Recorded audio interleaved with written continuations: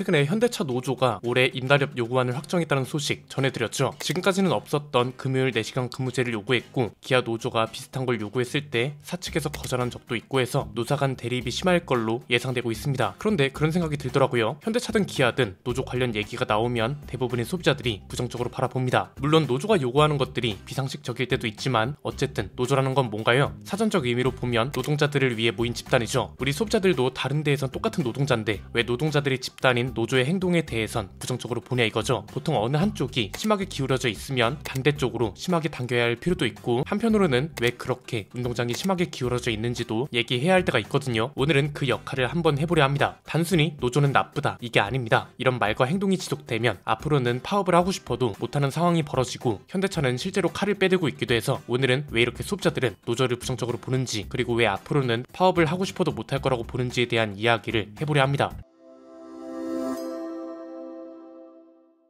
노조의 올해 임달협 요구안, 지금까지 나온 것들보다 수위가 좀 있죠. 호봉 승급분을 제외하고 15만 9천 원을 올려달라, 전년도 순이익이 30%를 성과급으로 지급해달라, 컨베이어 수당을 최고 20만 원으로 올려달라, 그리고 매주 금요일은 4시간만 일하게 해달라, 이런 것들이 있었습니다. 다른 건 뭐 노조가 평상시 요구하던 것들과 별반 다른 게 없고, 금요일 4시간제 도입 요구는 지금까지는 거의 없던 새로운 요구잖아요. 이에 따른 문제점, 이게 실제로 가능할지, 그리고 토요타랑 비교했을 때 노조의 요구가 얼마나 타당한지에 대해서는 지난번 영상에서 자세히 이야기했으니 참고해주시면 될 것 같고요. 노조 관련 얘기는 대부분이 부정적으로 봅니다. 이건 사실 노조 관련 정보를 받아보는 제3자, 일반 정보 수용자들도 마찬가지고 노조원들도 이해가 안 될 수밖에 없습니다. 왜냐면 왜 이런 시각이 생겼는지 근본적으로 생각해볼 기회가 거의 없기 때문입니다. 그리고 이것 때문에 노조를 바라보는 시선은 더욱 부정적으로 변하고, 이에 따라 노조는 더욱 강경한 행동을 할 수밖에 없다, 내지는 이런 강경한 활동이 일반화될 수밖에 없다고 보는 거죠. 이걸 해외 용어로는 라벨링 효과, 우리나라 사회문화 용어로는 낙인 효과라고 볼 수 있습니다. 예컨대 굉장히 합리적이고 타당한 요구가 노조에서 나와요. 그럼에도 이미 노조는 부정적인 집단이라는 낙인이 국민들 사이에 찍혀있기 때문에 그 말이 실제로 어떤 말이고 어떤 취지를 가지고 있는지, 그리고 그게 얼마나 타당한지를 따지기 전에 저 요구는 나쁜 거야 이렇게 받아들인다는 거죠. 이렇게 되면 뭐가 문제다? 칼 마르크스 할아버지가 한 유명한 말 있죠. 사회 계층의 양극화는 체제 붕괴의 필요 조건이 된다. 이런 양극화가 심해지면 피해는 소비자들한테 갈 수밖에 없다는 거고, 이걸 막으려면 적어도 이런 고민을 한 번쯤은 해봐야 한다는 겁니다. 노조를 바라보는 관점은 크게 두 가지로 나눌 수 있습니다.